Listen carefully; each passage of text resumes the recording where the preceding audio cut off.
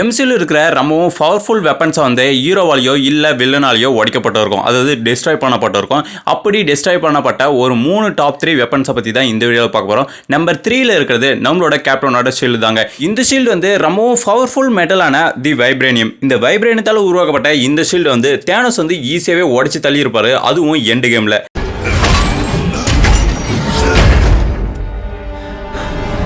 அடுத்தது டாப் 2ல பார்க்க போகிறது தாரோட ஆமர் தாங்க. ஏன்னா தாரோட 2 ஆமரும், அதாவது மியால்மேர் அண்ட் ஸ்டார்ம் பிரேக்கர், இது ரெண்டுமே உருமெட்டலால் செய்யப்பட்டிருக்கு. அது மட்டும் இல்லாமல் தேனஸோட டபுள் எச் வாடும் உருமெட்டலால் தான் செய்யப்பட்டிருக்கு.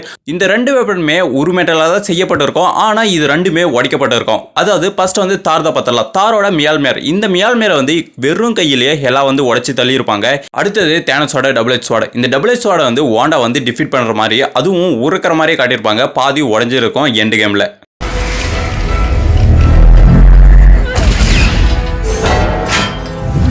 அடுத்ததா டாப் 1ல இருக்கிறது நிக்ரோஸோட தாங்க. இந்த நிக்ரோஸோடன்றது ரொம்பவும் பவர்ஃபுல் வெப்பன் இன் எம்சியூனே சொல்லலாம். ஏன்னு பார்த்தீங்கன்னா காடவே போட்டு தள்ளுறதுக்கு வில்லன்ஸ் எல்லாம் பயன்படுத்துகிற ஒரே வெப்பன் சொன்னாங்கன்னா இந்த நெக்ரோஸோட தாங்க. இந்த நெக்ரோஸோடன்றது ரொம்பவும் பவர்ஃபுல்லான பிளாக் மேஜிக்னே சொல்லலாம். இந்த நெக்ரோஸோட யூஸ் பண்ணி பலவிதமான காடை வந்து போட்டு தள்ளி இருக்கிறாரு கர். ஆனால் இந்த ஸ்வாடவே ஈஸியாக உடைச்சிருப்பாங்க தார் அண்டு மைடி தார்.